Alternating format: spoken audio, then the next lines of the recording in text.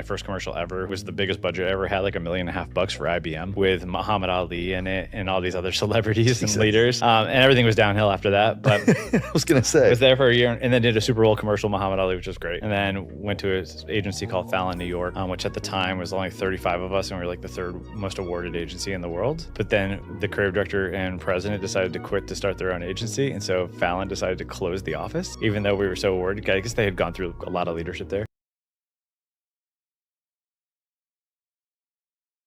Justin Gignac. Yeah. Working, not working founder. I wanna use today to tell your story and understand like how this thing came around. I find what you have created, I'm jealous of what you've created. Thank you. Even just the name, I'm jealous of. Like, I'm jealous of the problem that you It solved. literally is the best marketing decision we ever made. It really is. It like made everything easy after that. Well done. Not everything easy, but like marketing easy. Because it's just, and we can be really lazy. Yeah. Like our happy hours are drinking, not drinking. Our creative support group is talking, not talking. You know, they just kind of write themselves. See, if we do that with unknown, it gets kind of cheesy after a while. But that's perfect. Yeah. So one, I want to know the story. Obviously, you were a creative before Fallon and like some of the best agencies in New York and in the world. Thank you. I want to, I guess, start off by asking my classic question. Yeah. Okay. Fine. And then I kind of want to get into what's going on now, because you've just put out the unhappiness survey. It is like. I have found that remarkable to see that those stats. Like you have a hunch, but then until you see them, you're like, holy shit, it's way worse than I thought. What the fuck? Like, there's so much on there that I want to talk about. But Justin Gignac, you might not know this, but the traditional question here is, who was the first person that made you feel like you had talent? Oh, whoa. And if you haven't prepped, you try to get people to cry immediately, or you try to get them to cry later, or first person. I think my family. My family was always like super supportive. I used to be in like, and it's funny because I used to be in all these art contests in school, and I always came in second to my best friend. And I came in second for like class artist, so I had a chip on my shoulder early. But I had a lot of support from my parents, my grandparents, and then my teachers in school. So it was always pretty amazing. Yeah. How did you know then that, because I've heard that you were good at art and that kind of stuff when you were a kid. How did you know? I think I heard somewhere that your dad or stepdad, who was a blue collar worker, said to you, use your brain, not your hands. I heard that somewhere. But then how do you discover advertising or creative as an industry? Well, it was my stepdad, George. We were sitting in a parking lot of a grocery store. My mom ran in to grab something, and he had worked in construction and pouring concrete, and I went and worked with him many times. And he was like, you're smart. You should do something with your brain, not with your hands. And he's like, you really love those ads. Because I used to record on VHS the Clio Awards, because they used to be aired on TV. Really? He's like, hey, you record those ads and you watch them. You should do advertising. And I was like, you can do that? Like, I just thought it appeared magically on TV. I didn't know it was a job. And so it took him going like, yeah, you should do that. And I was like, oh yeah, now I want to do that. So from 11 years old on, I was like, I want to do advertising. I want to make TV commercials. Wow. So I don't think I've heard of it was like instant. Really? Yeah, because I had, had ideas of what I wanted to do throughout the years, but nothing really clicked. And then I was like, oh yeah, no, I want to do that. And what was because I've seen like you're a senior art director, right? That was the art director entering in at that level. Yeah. What was your natural ability or skill that you had that made you better than the other people that were applying to a role at that time? Do you remember? Well, there's a lot of stuff. I think I was very adept at selling things. So from a young age, I went to Catholic school for the first few years of or probably 6 years of my life, or 6 years of school. And we had to sell stuff constantly. And so my dad would bring me to his office where he worked at a radio station. I used to go around and just sell and charm everyone in the office to buy candy bars or sponges or wrapping paper or whatever it was. I found a book at like our school. I bought a book about how to make paper airplanes, and then I made paper airplanes and sold them to the kids in the neighborhood, and I'd fly them out my bedroom window to show how they flew. Oh my God. And sold them anywhere from a nickel to 50 cents. Oh, wow. Okay. And then, but I wouldn't give them the book. I was just like, here, I'll fold them for you, and then you can buy them. So like, I always had like this kind of sense of selling and making money. And so when I was in college at SVA, I had a summer internship at MTV. Right. And one day we were discussing the importance of package design, and someone said that packaging didn't matter. And I was like, all right, that's ridiculous. And I was like, well, how do I prove them wrong? And was thinking about it, and the only way to prove them wrong would be to package something that nobody would ever want to buy. And if I could convince people to buy it with the packaging, then I knew my package design was successful. So staring down at the Times Square from the MTV studios, I'm like, oh, garbage. Obviously, people don't want it. So I sat on this idea for about a year. I went and made it, and made like these little plexiglass boxes that are like 4.5 inches tall. I put garbage of New York City. I try to make them extra collectible. So I put the garbage in, I seal it shut so it doesn't open or smell. Wow. Put a sticker on with the date the garbage was picked, and then I signed and numbered each one to make them more collectible. And I went and sat out on Times Square in a little cardboard box that I had spray painted garbage for sale. And I had like a little camping stool, and I was yelling like, "Wherever you're from, your garbage sucks compared to ours. I touch it so you don't have to." And after like 8 hours, nobody had bought one. And I was like, initially I was trying to sell it for $10, then $5, then with a free portrait. And finally, at like 10 o'clock at night, an older man from Ecuador who barely spoke any English stopped, and he laughed, and he bought one for $5. Really? The next day I went out, I sold like 4 or 5 more, made a website, and then took off from there. And that was in college. So like Wow. I went into my job hunt after graduating in 2002, and every job I ever got from then on, they were like, "Oh, because of the garbage thing." So like my ad work was, on par with everybody else, but that was the thing that put me ahead because I had the initiative to go do it, got a bunch of press, and they're like, "All right, cool, you have initiative, you have ambition. Straight you can away, make things happen." like as soon as you tell that story, and as soon as you were speaking about the paper airplanes, yes, I'm getting somebody that is a creatively minded person, but I'm also getting the other half, which is entrepreneurial. Yeah. And like that, I can make total sense of why you've gone on to do what you've done after being a creative person. Thanks. Because I think you hear a lot of brilliant creative people that have incredible ideas. 90% of the time, they don't go and make them. They're just ideas that are concepts that live in a portfolio. Mm-hmm. The fact that you would go on your own to go and sell garbage, fair. Like that is the 10% of difference, I think, that makes a good creative to an entrepreneurial creative. Well, and the difference too is that art, it's funny because when it was $10, people were calling it like a joke. And I raised the price to $25 because I couldn't keep up with it. And people called it a cool souvenir from New York. And then $50, people started calling it art. Wow. But for me, the art in it, it's like making the cube is one thing. The art is in the transaction. It's in actually convincing someone to buy it. So it is the art of the sale. And then you start to realize everything that we're doing with entrepreneurship and even just relationships is like getting people over that hurdle of buying into whatever it is, whether it's a relationship or an idea or buying something. Yeah. I want to get into you entering the advertising industry. So give me when you were like, "This is incredible. I'm so happy I made this choice." And then I want to hear the exit at the same time. Want to get the hell out? Yeah. Yeah. Well, I got in at a time where it was really hard to get a job in advertising. It was after 9/11. It was my senior year of college. I lived in New York at the time. And I, very fortunately, one of my classmates, her dad was a creative director at Ogilvy, just like a really tale as old as time. He was like, and then she's just like, "Well, I know the recruiter there. I'll give her your book." And so had a leg up there, which is a huge privilege, and got into a program of theirs called the Young Guns, which they got a bunch of bright colored furniture and put us in the middle of the office and gave us good briefs and brand new computers, and everybody else in the creative department hated us because of that. They're like, "Oh, cool, great."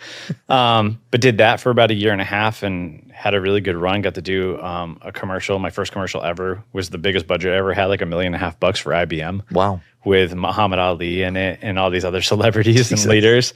And everything was downhill after that. But I was going to say. I was there for a year and then did a Super Bowl commercial, Muhammad Ali, which was great. And then went to an agency called Fallon New York, which at the time was only 35 of us. And we were like the third most awarded agency in the world. Wow. But then the creative director and president decided to quit to start their own agency. And so Fallon decided to close the office, even though we were so awarded. I guess they had gone through a lot of leadership there. Yeah. So that was really heartbreaking, and then I went with the creative director Ari Merkin and Anne Bologna.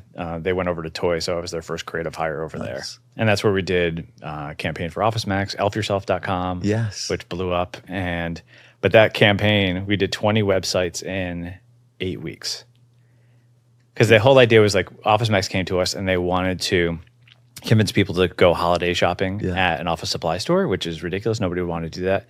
And the budget was only a few $100,000 and they wanted to do a commercial. And we're like, we're not really going to have a lot of impact with one commercial trying to convince this behavior. So we decided to give gifts to office workers. So the idea was to give them these fun holiday websites. And so we made 20 different websites. They're all connected by a little Office Max tab on the site. And we launched them. We all designed, developed by 8 interactive studios within like 8 weeks. And so I was working 20-hour days, 6 days a week, flying around to different shoots, just totally burnt out. Wow. And it took off. Elf Yourself did like something like 35 or 36 million visits in the 5 weeks that it was up. It like broke every server they had and went completely viral. Next year, it got like 90 something million views. It's crazy. It was like at one point, it was 8 elves being created every second. And like since then, we had no idea what kind of elf fetish we were unlocking with the world, but people were really into it. It's still going on. Lord of the Rings going around at this time. Yeah, maybe that too. But it's still going on. They keep bringing it back like since 2006. Wow. So, but like over 2 billion elves have been created. But I got really burnt out, obviously. And I've been working 5 years at a thing I've wanted to do since I was 11 years old. And I was like, I maybe want to go freelance. I had other art projects I wanted to pursue. I had at the time I had a girlfriend I wanted to like, take further and have more time with. And so I quit and went freelance. And freelancing is really hard, especially hard. Back then, only freelancers I knew was like a handful of people. And then basically people that were unemployed and in between jobs. Yeah. And finding a freelance gig was super hard. You go and call and email every single person you know in the industry, which I'd only had 3 jobs at that point. And nobody ever has a gig when you need one. So then finally I get booked 2 weeks later and I get 5 more calls for jobs that I couldn't take. And I'm like, okay, this is not very efficient. So I'm a bit of a smart ass. So I put on my portfolio site a giant blinking neon sign animated GIF that I called the Justin Gignac freelance status apparatus.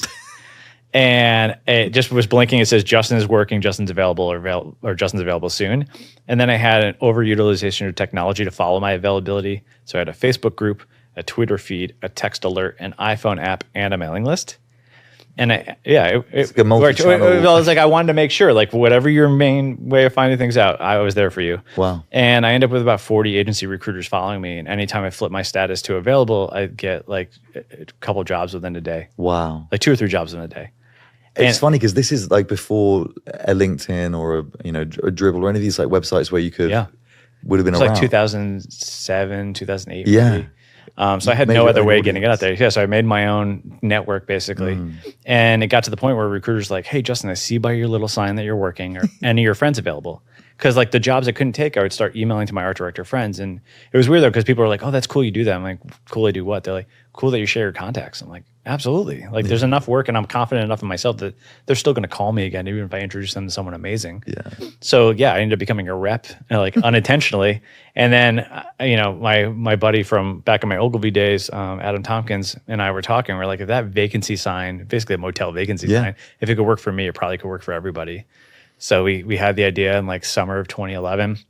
We had some crappy wireframes we put together, found a design development studio to make it, and then we launched Working Not Working in like January of 2012. What was at that time? Because I imagine at that time you would have been feeling a combination of altruism and entrepreneurship at the same time, right? Because you're like, hey, I want to make this efficient and helpful for everybody else. Yeah.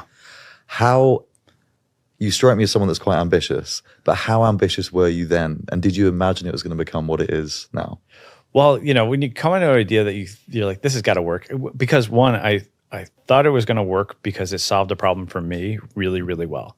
And I think once you realize you can solve a problem for one person, you can solve it for others. Yeah. And so I was like, all right, I have a hunch this is going to work. We went and talked to a bunch of recruiters. Hey, would you use this? Oh my God, yeah, I just use spreadsheets. Like visualizing their spreadsheet and having real-time availability of everyone they had in a spreadsheet. So we thought we were going to be like millionaires in like a month. That did not happen, weirdly. So that was like that. We thought it could work.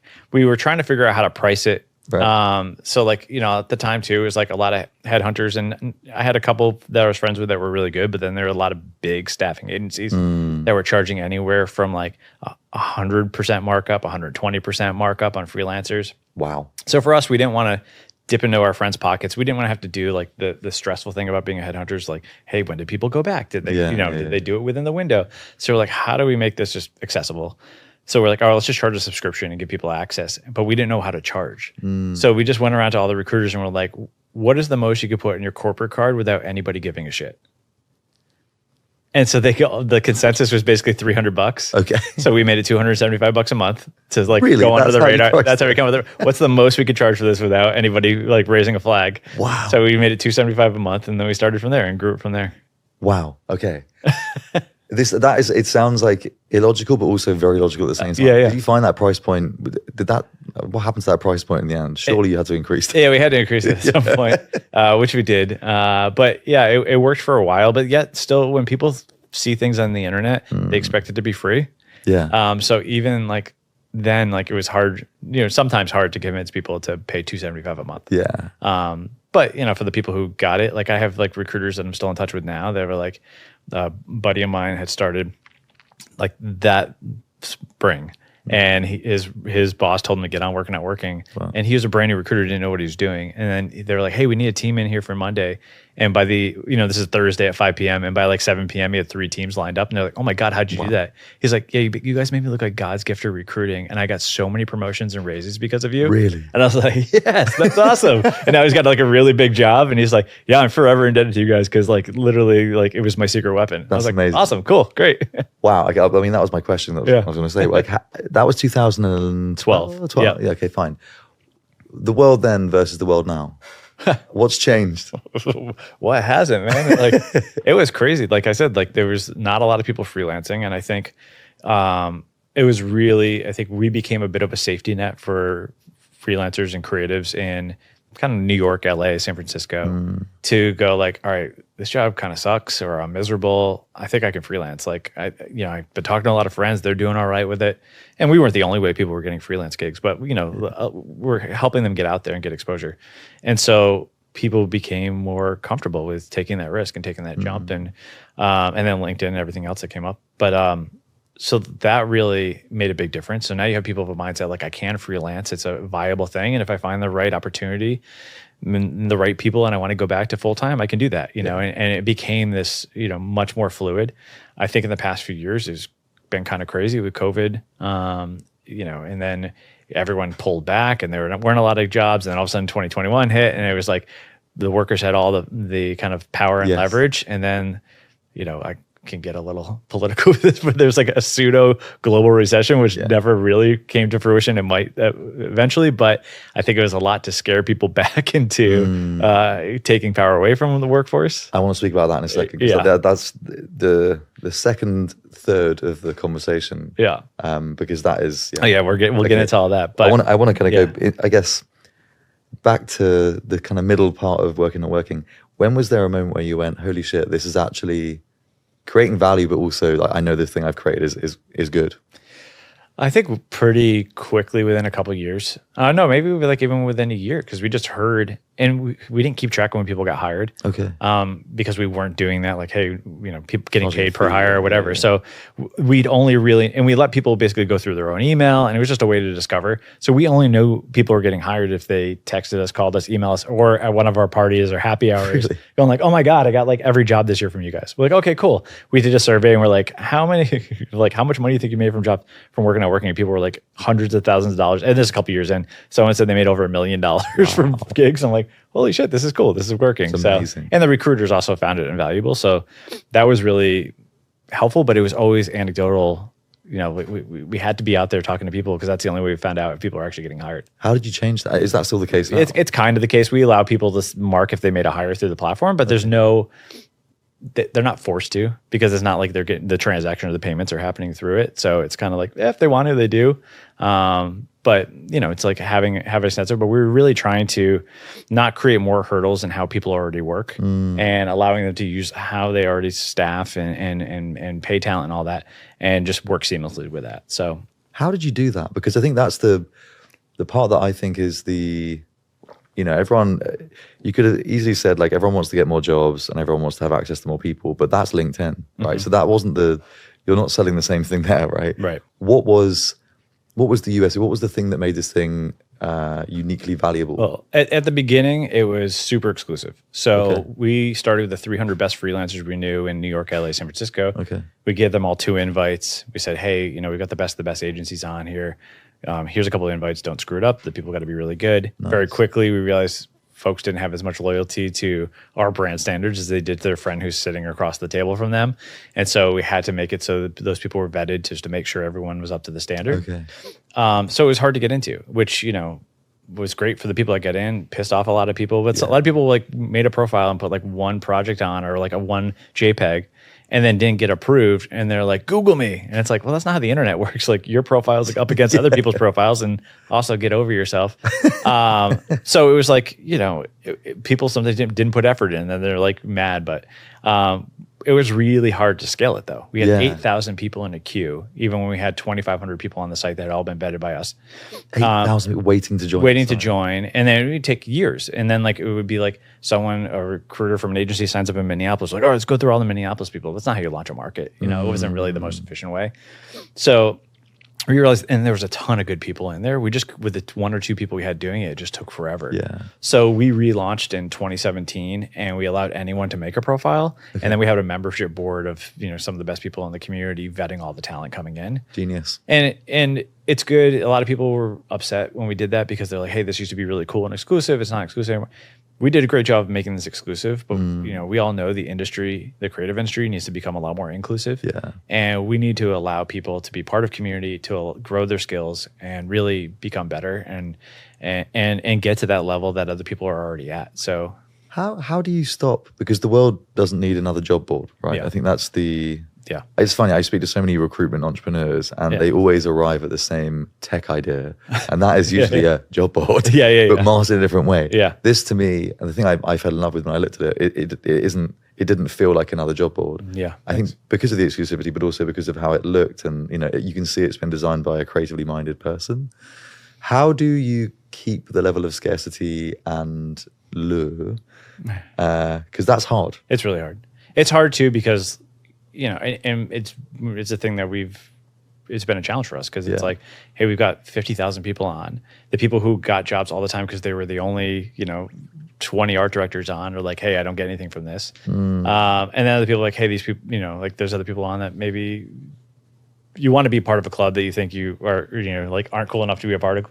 So it's been a challenge, but we know it's what we need to do to like help more people. Yeah. Like I can't only help 2,000 senior art directors and creative directors that are my friends Yeah. in the major markets. Like there's a lot more people who need to get hired and a lot more people that are looking to hire all sorts of range of talent. Yes. So I think we are focusing now on like, how do we really become a platform where friends can help friends find work?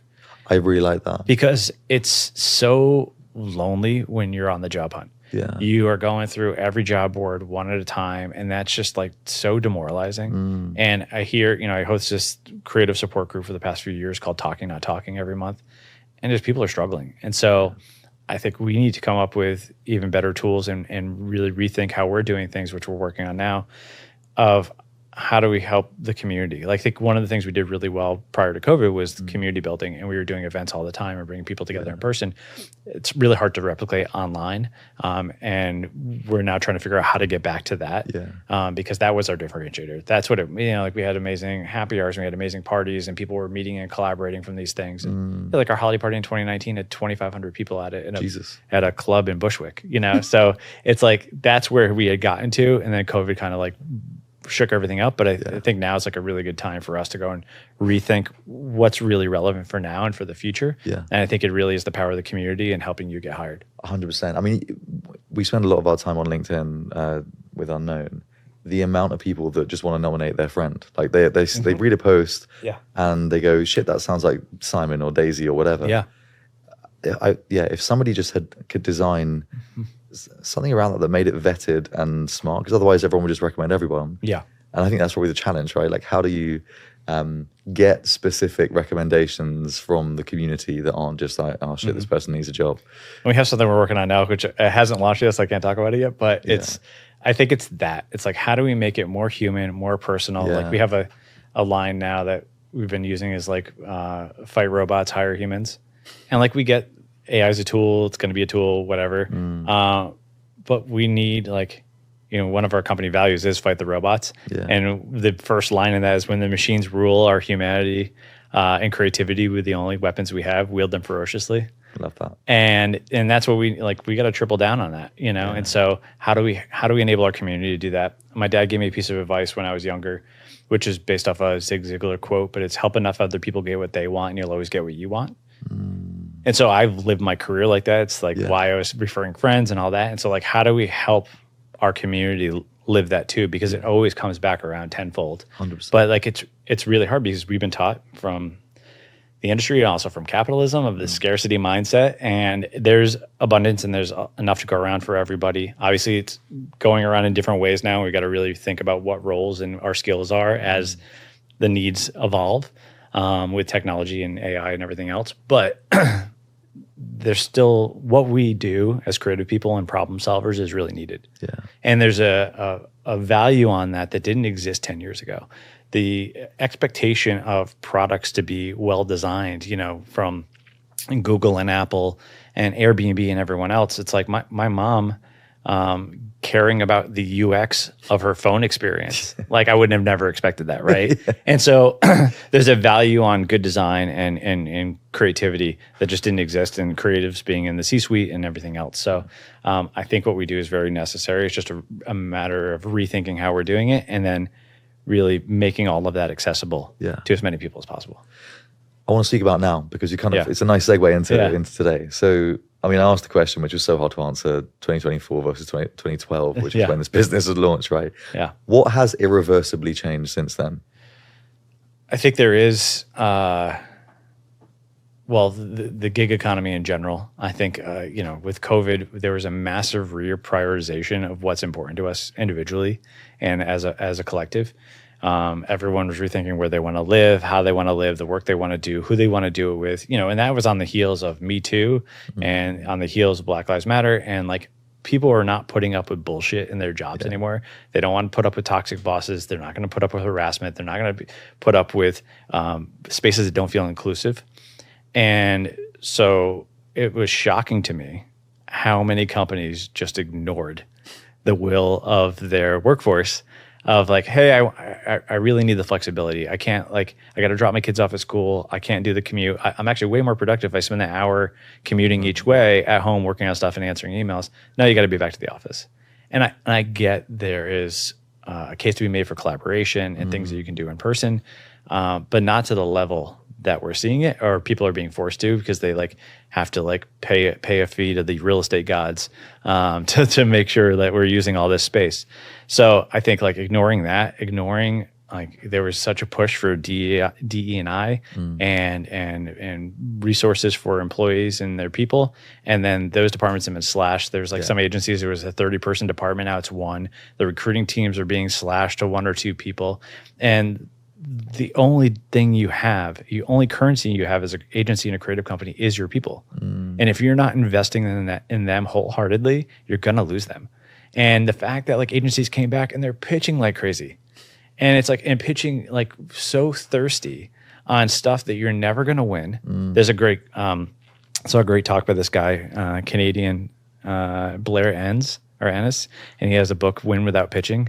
And he has all these tests, basically litmus tests to do while you're pitching business on whether or not you had a chance to win it in the first place. Because the brands really have 1 or 2 agencies they want to work with. Yeah. But then they'll cover their bases and bring in 5. So he was so change the rules of the pitch. Say, oh yeah, we can't come to you. Can you come to us? If they say no, you had no chance of winning the pitch. And save the time and save the time of your people. And so, but places are, and I get you have a bunch of people employed. That I was also shocked that places that had to let a bunch of people go from COVID went and staffed up full time again. And it's we know there's flexibility of freelance and being able to scale your company up and down as the ebbs and flows of business happen, especially with so much less agency or record business, so much more going to project-based work. Yeah. Why wouldn't you give yourselves the flexibility to bring in the experts when you need them and let them go, and it's not going to destroy the morale of your company because you have massive layoffs? So I did see that one in COVID. The most thing, I came here and I met a few people that were freelancing. They were doing so well. Oh my God. Yeah. 22, 23. Maybe towards the end of 23 it stopped happening, right? So 21, 22 and a bit of 23, 2.5 years, you had some freelancers, senior art director, 15 years ago, they were able to work 4 agencies at the same time, taking a day rate of $1,500. Yeah. Some of them were more, right? So some people were getting between 5 and 10K a day if they could do their work. I had a couple of buddies who made $1 million in 2022 freelancing. They earned $1 million in 20. That's a senior art director. And they were just creative directors, but they weren't actually creative. They were just coming up with work, but they were triple dipping. And so many people have an issue with triple dipping, and I was not one to do it. I was far too lazy for a freelancer. I think if you could pull it off and you're not dropping the ball on any of them, cool. It's way too stressful for me, but I always advise against it with people because, or just let people know, hey, I got another thing going on, but I can do half my time with you. People will be flexible to get the right people in and good people in. So I had friends that were able to pull that off and pull it off really well. But it feels like that's gone now. Oh, it's gone. And also like all my friends that own small studios, like, 40 or less creatives, even like really small, they were having the best years of their existence in 2020 to 2023. Yeah. And that's changed a lot in the past year, which is crazy. And it's like, it was that kind of fake recession of people pulling back, being scared, pulling back all their marketing budgets, and things just, changing. And now it's like people need to rethink how they're getting clients and how they're getting work. And I'm confident it's going to swing back the other way. I got my job right after 9/11. I went through the financial crisis of 2008. It's like these pendulum swings always happen. What do you think is going to happen there? I think some of the jobs and the roles are going to change a little bit because of AI. But I think there's a lot of sameness with AI. And everything's going to start looking the same. And I think brands are going to go, all right, we're going to put some wallpaper up that looks like all the other wallpaper we're putting up, but it's not going to connect with people on a human level. That's what I'm talking about, like doubling and tripling down on humanity. It's like, it's the insights that we as humans can only have. Like I have, and maybe the AI will get so good this isn't true anymore, but like I'm not worried about AI taking our jobs because AI would have never invented Spanx. Because it doesn't know about feeling comfortable in your own skin, how a great outfit makes you feel like $1 million, about being self-conscious at all. So I think those things that make us uniquely human are the insights that are going to be really valuable and the things that connect with each other. And like, just like you have this proliferation of like, IKEA furniture and all this stuff that was mass made, people really still also appreciate craft and are impressed by craft. And I think there's going to be just a need for that and things that are imperfect. Yeah. Okay. So how do you, it's my last question, weirdly, and this isn't my last question. Yeah. But I have to ask it now.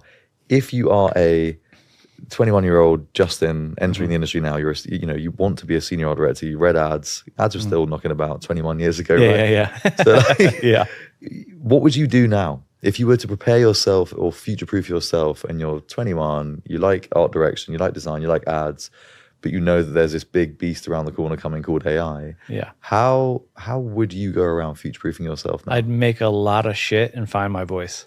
What do you mean? I would still make New York City garbage because that's the thing that gets me excited and where my curiosity went, and then the thing that kept me with enthusiasm. Yeah. I would keep finding my curiosity and exploring that no matter what the medium is. And I would investigate and become an expert on everything that's coming out. I'd become an expert on TikTok. I'd become an expert on AI. I'd become an expert on filmmaking and storytelling and short form content, because that's the stuff that people are driven to and needing right now as far as content. And I would just make as many things as I can and not hold myself to like, oh, here's my one discipline. And I think that's like a lot of my peers and a lot of friends who have been doing, let's say even advertising or design a long time, are trying to have this death grip on the thing that they did and the thing that they knew, as opposed to really thinking about what is your fingerprint that is unique in anything you touch. Chantel Martin is an amazing illustrator, and she talks about, she tries a bunch of different things. And I interviewed her for our podcast back in the day, and she was like, I'm playing with music now. And she's like, but the music I make is the music only Chantel Martin can make. Yeah. And she's like, so whatever you do as an artist, it's your fingerprint is going to be on that. And so like, how do you do the things that you do in the way only you can do them? So I'd be focused on like, how do I become even more myself and less like everybody else? I love that. I have this thing where we use like Ikigai. Where you say like, what are you passionate about? What are you good at? What does the world need? What do you get paid for?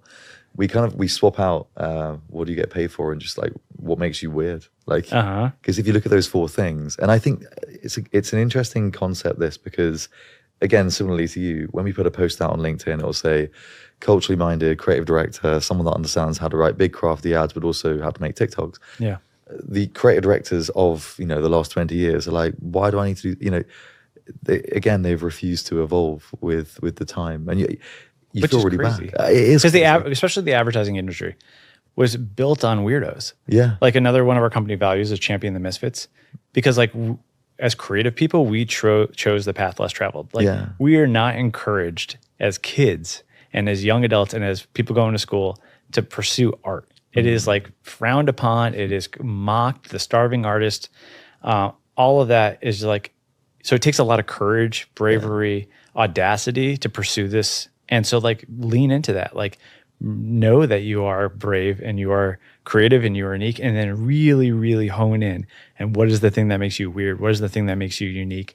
Because that's the thing that you're going to be able to sell. Like I tell people, especially, talk to creators all the time. They're like, I don't really know how to market myself now. What should I do? I was like, go and ask like 5 of your friends, what would they tell someone if they were asking them, hey, why would I hire Ali? Like what makes Ali special? And then get that sentence from all of them, and you start to figure out your why and your purpose a little bit based on what other people are telling you. And then like just dive into the stuff that gets you psyched. Yeah. There's a woman, Alexia Adana, who used to come to some of our events, and she was telling us once about, she had this idea called the love wavelength. And the way it made sense in my head, it was just about like you follow the thing where your love and your passion goes and your curiosity goes, and then you get this energy around it. Yeah. And I always equated to like that old cartoon with Pepe Le Pew, where he catches the scent. He was like the skunk, and he catches the scent, and he starts floating through the air. But I'm like, do that with your creativity. Yeah. Like, and then because we all have ideas that we get excited about. I love when I talk to my coach. And we'll be talking. I was like, I don't really know what I want to talk about this week. She's like, well, what's going on? I should tell her. And then it'll inevitably be something that like the pace just doubles when I talk about it. I get excited and I'm like this, that. She's like, you notice like your energy is totally different. And I'm like, yeah. And I perked up and it's that. And so like, what is that thing? And I tell people in Talking Not Talking, I'm like, just start recording yourself talking about what you're working on right now. Yeah. And do it for 10 to 15 minutes and listen back to it and see where your heart rate peaks up. If you don't have someone else to do that litmus test for you, where does your heart rate perk up? Where do you notice you're getting more excited talking about it? Okay, that's it. Keep following that and whatever iterations and paths that has, because that's the difference maker. Like we were trained a lot in school, and with, like dribble came up at the time where like you'd be like, all of a sudden someone does like a 3D icon with a long drop shadow and then it bounces around the site and everybody has that. And it's like, how do we not, we need to have like a certain base level of craft, maybe. But how do we not be the same as everyone else? Yeah. That's why I do so much stuff with just my own handwriting. Yeah. Or like, we'll talk about the illustrations in the unhappiness survey, but like we hired an illustrator instead of doing AI, and it's like, it's imperfect and it's got so much character, and it's like, that's why the difference. And that's why you connect with it, because it's like, it's emotional and it's human. And the illustrator Saskia said that she was going through something personally that she was during that time when she was working on it, and was able to work it out through the artwork. Wow. And I'm like, that's why it's like even more amazing, Wow, that's and it's so like, good. It's cool. Wait, unhappiness survey. We're here. I've actually written. Did I segue that for you? That was perfect. Okay, you're like the easiest guest I've had. It's like, we've done this before. When you interview another podcast, yeah. Oh, it's so nice. Okay, cool. So unhappiness survey. This is the first thing that I've read that's come out through any. What do you call us now? I guess you could say that we're like agency spectator or like brand Adland spectators, right? You've got all the magazines, Campaign, Adweek, Ad Age, This is the first thing I've read where I've gone, this is actually interesting. And I can't work out if that's because it's my lens or... Yeah. But it was really cool. So the context, Working at Working put out this thing called the Unhappiness Survey. Now, did it exist before? No, this is we've asked similar or some of the questions and other things we've done where we did like the top companies people want to work for. So we'll ask a couple of those questions. We're like, let's just find out. We're hearing a lot of what's going on. Let's find out if people are actually happy right now. And so we sent it out as the happiness survey. Right, okay. And then we had about 1,000 full-time creatives at different agencies, studios, brands answer the survey, and very quickly like, oh, this is the unhappiness survey. So we changed the name. Yeah. So, okay, some stats just to kind of like make the unhappiness hit home, which is kind of sad, but this is when change happens. So it's important to say this. 97% of talent, that's nearly all people, right? Yeah. Are unclear on their growth for their careers. Like unclear of where they're heading because their manager's not told them where they could be heading. No. That to me was... And that was the one I wrote about. And there are others in here which I want to come on to. Yeah. What that says is nearly everybody are working at a brand, agency, or a studio, and they have no idea where they're going. Yeah. No idea what they're doing it for. So how tempting would it be for someone else to call you up and go, hey, I see you in another role that's slightly different than your role and more responsibility. And you go, oh, at least somebody does. The main thing you just said there is I see you. Yeah. Like that's 97% of people aren't being seen. Yeah. They're just being seen to be a producer of whatever they're doing in the moment for that thing at that time. Pitch fodder. Exactly, right? Yeah. Not even like a 6-month conversation where someone sat down and went, hey, you're doing this thing really well, or you're not doing this thing very well. Yeah. Here's how we're measuring how you're doing that. And here's how we see you improving. And therefore, you're going to be reaching X by Y. I saw an amazing interview. I don't know if you've heard of this. Have you heard of the Savannah Bananas? No. They are have you ever heard of like Harlem Globetrotters? They're kind of like a performance basketball team. Yeah. So these folks down in Savannah, Georgia, created the Savannah Bananas, and they call it Banana Ball. And it's basically taking out all of the things that fans hate about baseball and that makes it boring, and created a baseball game around it. And they're traveling around doing it. And basically, like if someone in the fans catches a foul ball, it's an out. You know, like stuff like that. Like there's no walks. There's like, and then they're doing like TikTok dance, actually recording TikTok dances from the mound, and the whole team and both teams are dancing to it, and then they pitch the ball. So it's like highly entertaining. Good. But I saw a talk, and I'll share it with you, from the founder of it. And when they interview people, he has people as part of their application write their future resume 5 years from now. I love that. He's like, if you are not coming in here with a mindset to grow and change and evolve, then you're not the right person for us. Where do you want to be 5 years from now? He's like, I care about that more than I care about where I'm hiring you for now, because you're more valuable to us as a company and a brand if you're growing into something. And I was like, fuck, we should all do that. 100%. We should all do that. I think that should be on a job spec. I think every single job description that you put out into the world, now you're getting me, my heart rate's going. We're in recruitment here, guys. Woo! But like, whoa! But I've always said that, like, talent is transient, and particularly in the US, right? You go somewhere, max average tenure of a CMO is 2.5 years these days, right? So this isn't a forever thing. So put it on the job description. We imagine if you do this role, you're either going to be headhunted for X, or here you could be a Y. Yeah. But no one says this. You want your talent to be desired. Yes. Like it's like any relationship. Like I'm not gonna go and date someone or marry someone that no one else is attracted to. Like because like they wouldn't. And people attracted people for different reasons. But you want someone that's at the top of their game and doing things that they're excited about and fulfilled with, and like are getting attention for. Yes. Like you should always, like the agencies that don't put credits on work always was crazy to me. And I got it with some places that did it. Like back in the day, Mother. I don't know if they still do this, but they would just say Mother, and like what's good for one of us is good for all of us. Which I know a lot of friends that work there, and it really did help. Everything elevated the agency. It elevated everyone, but they weren't trying to hide anyone. No. But then some other agencies literally told their people, hey, I don't want to put your credits on publicly because I don't want you getting poached. And it's just like, I mean, for fuck's sake. Like people know who works places, and it's just like, what a shitty thing to do to people. How about put their name on places and make this a place they don't want to leave because they can do the best work of their career. Yes. Constantly. What's that quote? There's something like, what if we train them and they'll leave? What if we don't and they'll stay? Yeah. And it's like you're saying about having a partner. Imagine if you met this incredible, beautiful lady and she was driven and she was doing X, Y, and Z.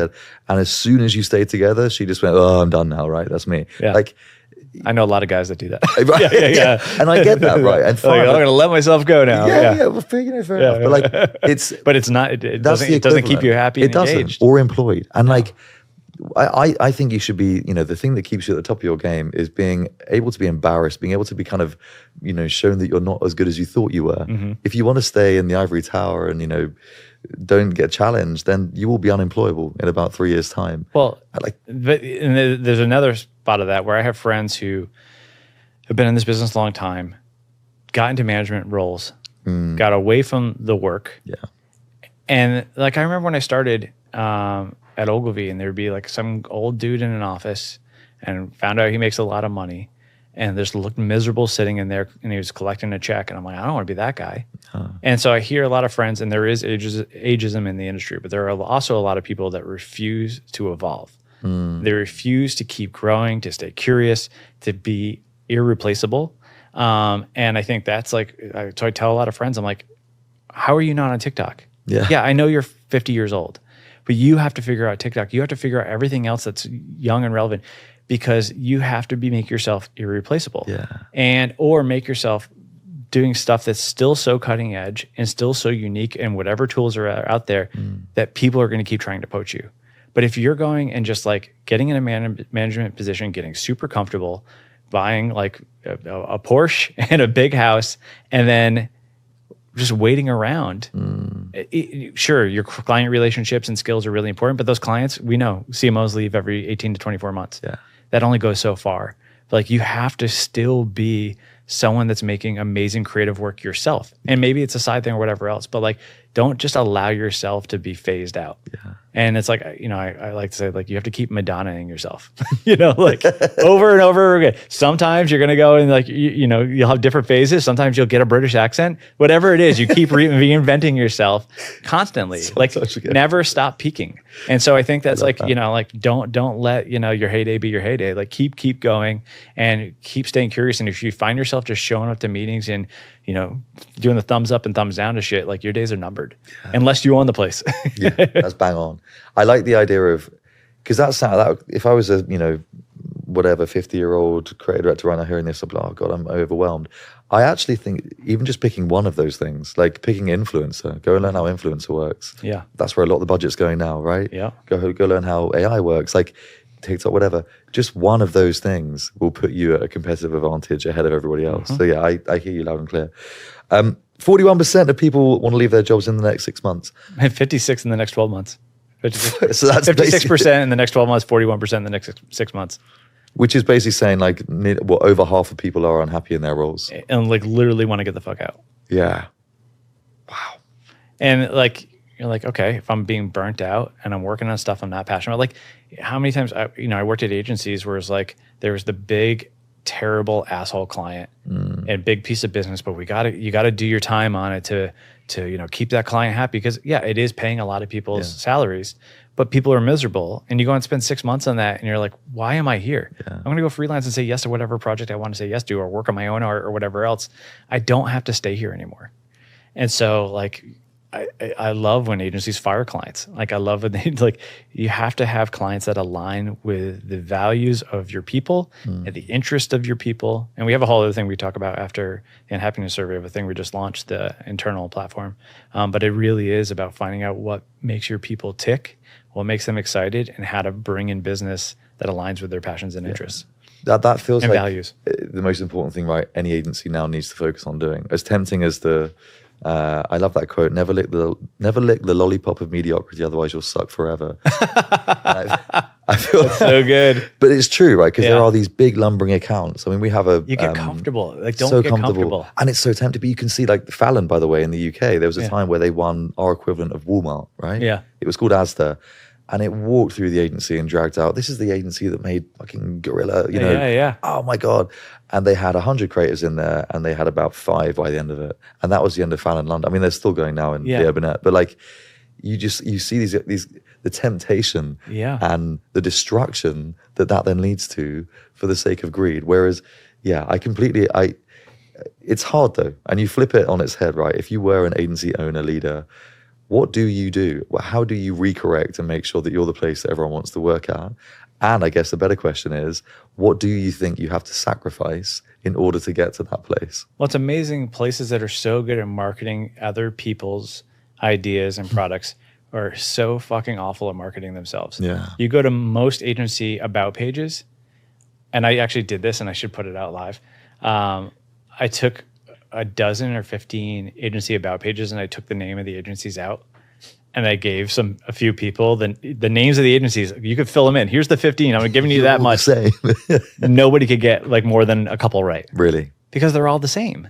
We are integrated ideas. Like, hey, we're about humanity and all this shit. And it's like, how are you not? And like, some of the headlines that we've been looking at is like, there's a headline, I think Ad Age a month or two ago, is like, agencies are focused on pitching process over talent. And it's like, but talent processors means you can put anybody in this process and make great work. It's like, no, it's your people. It's your fucking people that are making great work. Make it about them, because like, but you can't keep those people, so you can't talk about them anymore. So why don't you focus on keeping them? I see what you're saying about every agency sounding like each other as well now. Like, it's funny. Someone said to me, integrated marketing? That's when do you not want integrated marketing? Yeah, It's like yeah, going yeah. to a restaurant and saying, hey, we sell edible food. Yeah, yeah. It's like- Well, that's like I never got the idea of the Effies. Yeah. Like, wait, so we need something that also considers the effectiveness of advertising? Like, that's like having a building that doesn't stand up and giving an architecture award. It's like, come on, like this shit's important. Like, it actually has to work. It's not just wallpaper. It's not student ad. No. But like, yeah, so many agencies are so bad at differentiating themselves. And the fact that like holding companies are getting to the point where like, hey, we're just going to use the holding company as the brand to pitch new business. Like nobody is drawn to that. Talent is not drawn to that. I'm not going to name anyone specifically because I don't want to ruin my career or prospects because we could help them. But like this consolidation that's happening, we're like, hey, we're taking a bunch of individual agency brands and making them 3 or 1. I almost think you should like reshuffle your talent. So like, hey, you're a big holding company. You got a bunch of agencies. You're sure you want to merge them.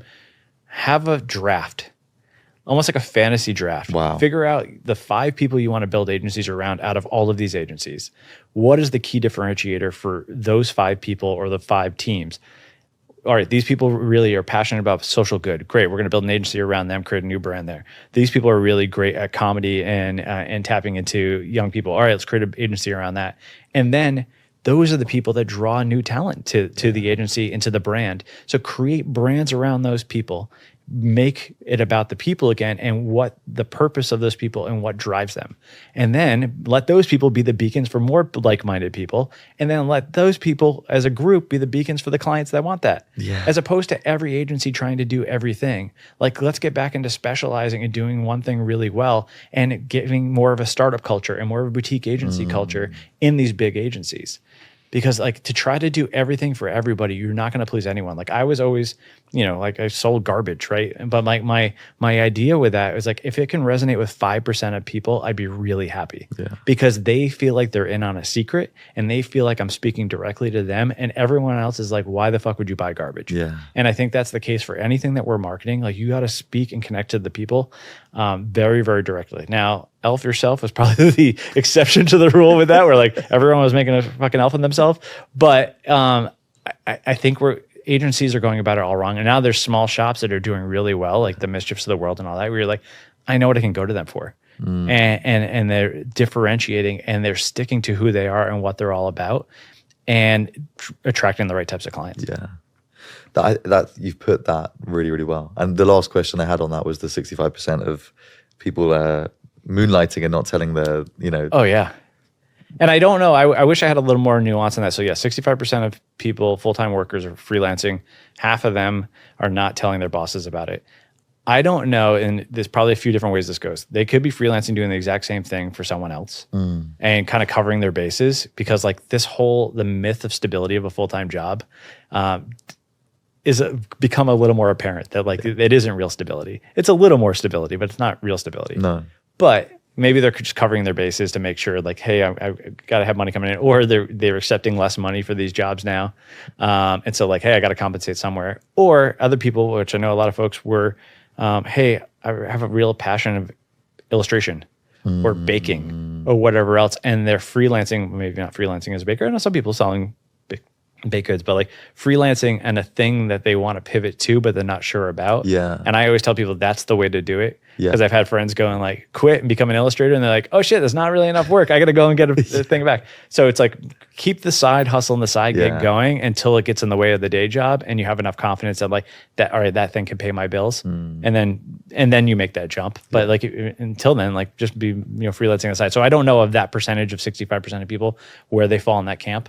It's hard to tell. But I'd be curious. But knowing your audience and knowing what the people that were being, surveyed, I can imagine they're the people that we are thinking that who they are, right? Right, yeah. They're really, they're at an agency. They're also moonlighting, as you call it in the ads. Yeah. You would though, wouldn't you? Like, if you're at home, I mean, I heard of a situation recently where a senior art director was in at an agency and they had another agency's work on their laptop. Not smart. Not smart. The guy was like, get the fuck out. Like, Yeah. I mean, that's just not smart. Don't do that. Don't freelance if you're just freelancing in general. Yeah. Don't freelance for multiple people in the same holding company. Yeah. Because it goes back to payroll. And I've had so many friends get fired because of that. It's like, all right, be a little smart, do your research. But like the stats were shocking, but not surprising, weirdly. No, I know. But it really, reinforced to us the importance of seeing your people as they see themselves. Yeah. And allowing them to do things that align with their passions, with their interests. So we launched a new platform, with Working Not Working, we're trying to create the future of creative opportunity. And so, we help people hire the best freelance and full-time people for a really long time, but now we're created this new thing to really help them keep them. So we created for years now, people have gone like, hey, can I just have Working Not Working for my own staff? We went and talked to, and this was years ago, new CCO, and he's like, I got 300 creators in here. I have no idea who any of them are or what they can do. Can I just see them all and all their work and all that? I was like, oh yeah, that's a good idea.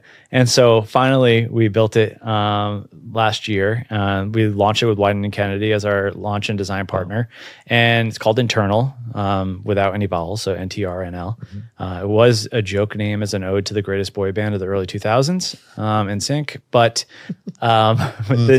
it's like you come up with a fake name, and then it's just like, oh, okay, that's the name now. It's stuck. So whatever, it's internal still. Bye. And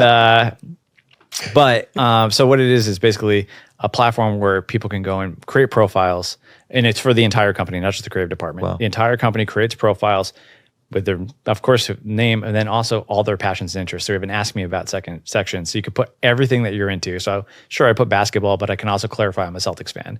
Right. I could put I'm a gamer, but I can also put Fortnite. How often are people like, hey, who's into Fortnite? How many all agency emails are like, hey, who has automotive experience? So be able to search your entire company, so and in seconds see who's into hip hop, who's into cooking, who's into whatever else. And then also there's prompts. So it's I would love the opportunity too, which is really helpful. Wyden requires everybody to use that or to answer that. But then also if I were a professional wrestler, my entrance song would be, I feel most fulfilled at work when, so things like that. And we have work sections, of course, but then also hidden talents. And so you see people who even spent just 5 or 10 minutes filling out a profile, you very quickly have an understanding who they are. Yeah. And we thought the sweet spot for this would be companies, creative companies with 50 or more people, especially with multiple offices, would be really helpful. But even our own team, we have 5 people full-time and 10 with freelancers. And we made it just for our team. We found out Stephanie, who was our head of operations, was a competitive bodybuilder. Amy on our team was a national champion figure skater. She's a head of marketing and was played by Olivia Wilde in a movie. What? And we're like, what is going on here? And so even with our small team, it really brought us together because we're like, oh my God, I didn't know that about you. I didn't know that about you. Also putting dream clients. So at Wyden, there's a bunch of people that put Nike as a dream client because they're at Wyden, but they don't work on Nike. So for the team to be able to go, hey, let's see everybody that listed Nike, cool. Or that's for dream clients, if 50 people say they have the WNBA as a dream client, let's go and pitch them. I love that. And so using that for new business opportunities, and then just creating a sense of belonging so they can go and post opportunities, whether they're briefs or full-time roles or a hiking club this weekend, being able to post that and allow people to just say they're interested and try to build community that way. That is amazing. My next question was going to be what's next? Because okay, we've got the marketplace for people to find roles and people to find people. Now you've got the, how to retain, how to keep, how to inspire as well. Then what? Also, have you been acquired now? Yeah, we were acquired in January of 2021 by Fiverr. Yeah. Okay. Cool. Yeah. Then what? So now the focus is on Internal. So we're getting a handful of more companies on this year. So we're talking to a bunch of agencies and brands and holding companies, trying to get figure out who we're bringing on. Then getting folks on and just seeing how they're using it. Okay. How do we go and make that more efficient and allow people to really express their true selves, seeing people as they see themselves. It's about humans, not headcount. Yeah. So how do we bring that to life? And that's version 1 right now. So we're really excited about that. And then how do we evolve the core platform to be more about that, a place where friends get friends work? So that's trying to figure out the next iteration of that, and maybe how to bring those two together to be a full talent ecosystem. Wow, that's really interesting. I'm imagining how that would look as well. Well, because a lot of the agencies are cool. We have a roster of freelancers we love to tap into. We have 500 or 1,000 people that we trust. Could we go and have an opportunity on Internal, and then maybe our full-time staff, no one is right for it or is interested in it, flipping that over to our trusted roster of freelancers, so allowing them to onboard their roster as well and being able to tap into those folks. That's pretty smart. So just having it all in one place and just going all right, I don't have to look at a bunch of different tools to find all the people that I like to hire. And that understands the nuance as well. Because I think at the moment you've got these tools are built by someone at Salesforce or I'm trying to think of the inverse of this. It's a CRM system built by Workday or one of these businesses that don't understand the nuance. We've struggled with every recruitment CRM that we've ever had is like so backwards. You can't put creative teams on there. Yeah. Like, and then you got other things. I won't name them, but there are other tools that aren't very good.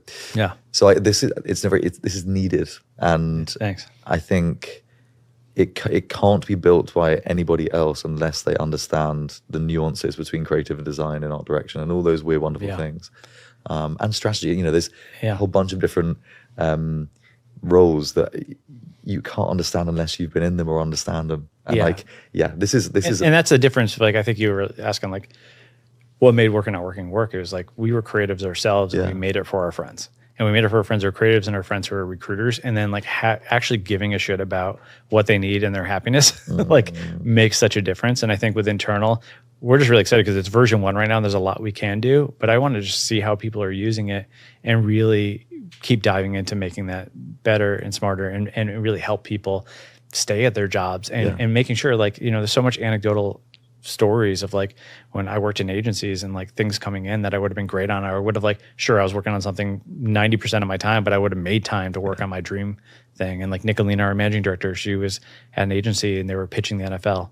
And she was not, you know, working on anything like that. And she's like, went to the head of new business, like, hey, I heard the rumor that we're pitching NFL. I won my fantasy football league the past 2 seasons. Put me on that business. Wow. And they did, and they won the business. You know, so like, cool. But like, how many people have these areas of expertise in your company that you wouldn't even know?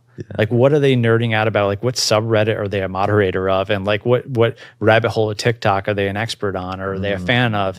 Like, there's so many things that people could bring to the table beyond just what their job title is. So why not allow people to bring all of it? Yeah. And otherwise, you're missing out, and you're really underutilizing the talent that you already have and the talent you could be bringing in as well. Yeah, brilliant. One last question, because this has been incredible, by the way. Thank you so much. Oh, yeah, my pleasure. This is great. I want to ask you my 12 months question. So, like, everything that you're planning right now, it all goes to plan. You're killing it. What is different about your life? What is different about my life? I think there's right now a sense of being in the middle. Okay. So, you know, like, we're in the middle. We just started internal, but, you know, we're starting to finally announce it and try to put it out there. Working Not Working is that, like, you know, we're going to start, you know, evolving that in a big way. So it's like this kind of moment of change. And so I think it'll be like, you know, we said, like, all of it is like maybe 10% of what I imagine it to be, or 20% of what I imagine it to be. So start to, like, reach our potential more. Yeah. And start to deliver on that and start to help more people. So I think it's, you know, it's all of that stuff, and really having an understanding of where it all can go and where it all could come together. Yeah. So for my life, my life, it's just like being a little less frustrated about not being where we want to be. Okay. And then, like, yeah, like, to be honest, like, a year and a half ago, at the beginning of 2023, I told my co-founder, Adam, and managing director, Nicolina, I was like, I don't know, I got like 12 months left of me. Really? And I was like, you know, I was like, just got married. I was thinking about having a kid. He'd been Working Not Working for 11 years now. And I'm like, working on the same project or the same problem for that long, I was like, got a little burnt out. Yeah. And then we started working on internal. And I was like, oh shit, this is fun. The drug's back. Yeah. And it was just like, oh, this is a problem. I could see a really obvious solution for it. We're going to do it a way that only we can. We think it's going to be really useful for people. And we're really excited about it. Yeah. And I feel like we have this thing now that, like, we can give to people, and it'll make a massive difference in their company and their culture. So now, like, I came back from paternity leave, or even right before I left for paternity leave, I was like, oh no, this is really fun again. And it feels like a startup again. And, like, so now the energy is there, that excitement, and that's the thing, is like, I think we're about unearthing people's passions, and we're going to do that more with Working Not Working. We're definitely doing that with internal, but something happens. It's almost like a reactor, you know, when people are working on stuff that they're excited about, there's an energy. Like, we start talking to energy, and we're going to go back to wherever we're doing. We're going to bring that energy and that enthusiasm, and that happens within a company, and the inverse also happens. Yes. So, like, I talked to someone that was at a big tech company. He's like, we don't have this retention problem that you have, because we have golden handcuffs, and we have people being stockpiled with, like, piled on with RSUs, but they're miserable. Yeah. And they're not going anywhere, and they're not engaged. It's called rest and investing. The rest and investing, quiet quitting, all that stuff. Yeah. He goes, so now I have a contagious apathy happening. And so like, you've got to get rid of that, and you got to invest in the thing that's going to get people excited. Yeah. The businesses that are going to get people excited, the projects that are going to get people excited, the culture that's going to get people excited. Sure, if you want people to come back to the office, give them a real reason to, and really invest in the culture and let them own the culture. That stuff, if they start coming with that energy every day and are like kind of skipping to work, then you know you're doing something right. And anything other than that, you're like on the decline. Yeah. Justin, this has been like more than I was expecting. You are sweet. like brimming. Like I was expecting again to meet somebody 11 years into what they're doing and like knackered, just so tired. Like, I was, and then I had a kid, and also just like when you realize like the things we're doing are really hard. When you try to create something that hasn't been created before, even like, cool, there's platforms and this, that, and job boards or whatever. But like, we're trying to do something different. Yeah. We don't always know the answers. Sometimes it gets really frustrating that you don't know the answers. And you're like trying to figure it out, try to solve the problem. So then like, go like, oh, this is a thing. This is actually really going to help. And then going like, okay, and now I see how working could work differently. And like, it's a little bit of the beautiful mind thing. It all starts to come together. Yeah. But yeah, like being in the middle of starting anything or any company is really something. Like we were talking about, I think before we were recording, Scott Belsky's book, The Messy Middle. And he's talking about like, we celebrate the starts, we celebrate the acquisitions and the exits, but 99% of running a company is the slog of the middle and not knowing what the fuck you're doing and just constantly feeling like you're fucking it up. Yeah. So to have any semblance of going like, hey, I think we're on to something, and being able to invest your time, energy, and focus on that is just like, okay, that becomes really rewarding. Yeah. Mate, thank you so much. Yeah, my pleasure. I love this. Honestly, well done. Thank you. Really appreciate it. Cheers, Jess. That was awesome. Oh, well done. Yes. You fucking smashed that. That Thanks, was man. unbelievable. I was like, how many 90-second clips you got there?